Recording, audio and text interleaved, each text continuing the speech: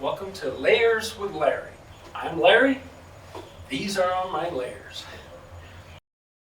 The frontier formation formed when the seas retreated from the great interior seaway that existed for so long, but then it came back. The Cody Shale is a very thick section, about 2,000 feet thick, just loaded with beautiful, interesting fossils. So the Cody Shale, it's named for Cody. Doesn't get any more personal than that. Part of that western interior seaway that you've seen before. Let's put a picture of that up on the screen to remind you. So we're on the western edge of that seaway. We're in a kind of a backwater, I call it the Cody Bay. It represents fairly deep water. It lays over the frontier formation. We'll show you a nice picture showing looking across the river near the bridge to Belfry.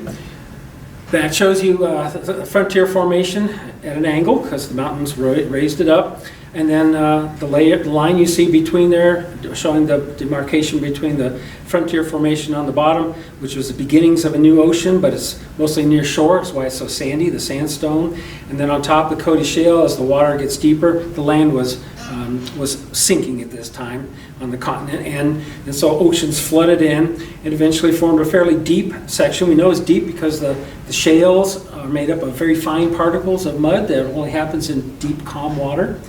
However, there are some fossils found in it sometimes that indicate a more near-shore environment. So it shows near shore, shows far away from the shore, shows creatures that lived in the bottom of the ocean, it shows creatures that lived in the middle of the ocean. A complete ecosystem, just like we have today in the world's oceans. So there's a picture coming up in a moment. Take a close look at that. We see some big ammonites. We see, if you look carefully, some things look like clams, some snail-looking things, some other shaped ammonites. Some are kind of like baseball-shaped. Some are flat. Some are all knobbly. They vary quite a bit.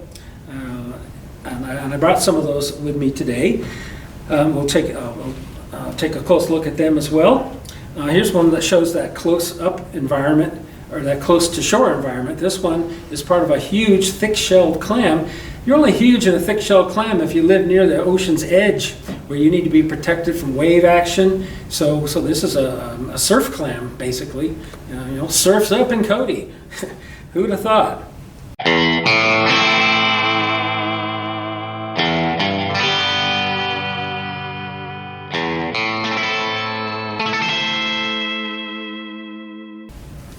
Others are more recognizable. Big old snail, another kind of different kinds of snails crawling around on the ocean bottom, eating algae, having a good time.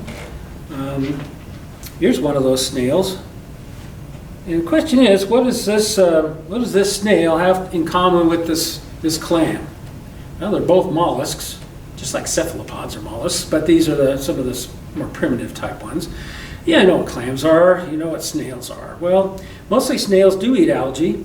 I'm not going to answer that question quite. I wanted to pose a question, you think about it, and towards the end of the video we'll come back to it and see if you get it right.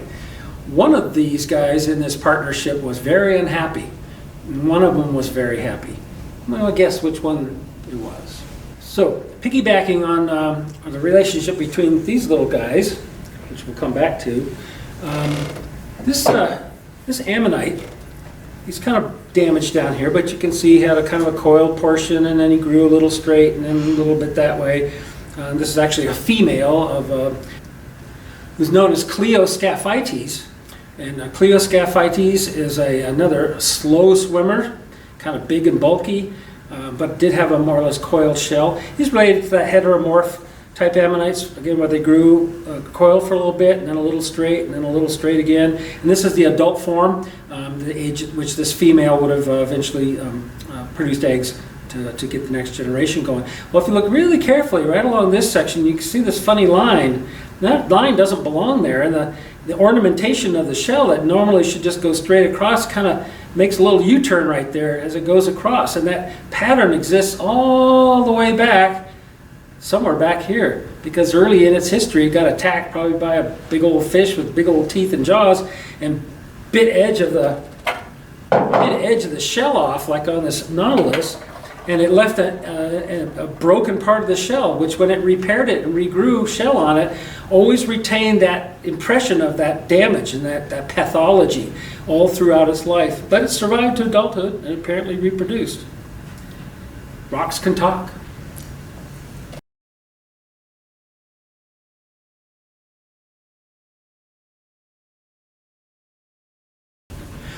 So, before I leave you for today, let's come back to our little conundrum.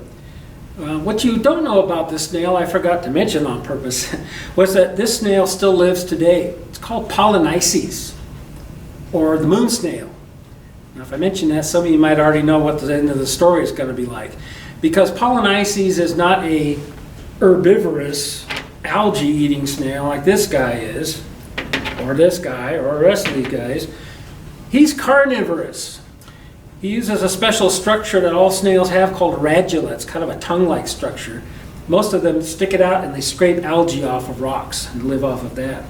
Well, these guys have really, really scratchy, rough radula. It's so scratchy and rough, like sandpaper, they actually can drill a hole into another mollusk, like this poor hapless clam who got attacked by Mr. Polynices 86 million years ago. Drilled that hole and inserted his mouth parts inside of this closed up clam who thought he was perfectly safe, and scraped all of his soft body parts away and ate them, leaving him covered by mud. The shells are still together. He has both shells, but there's this nice perfect little hole drilled into him. So a bit of drama from the Cody Shale.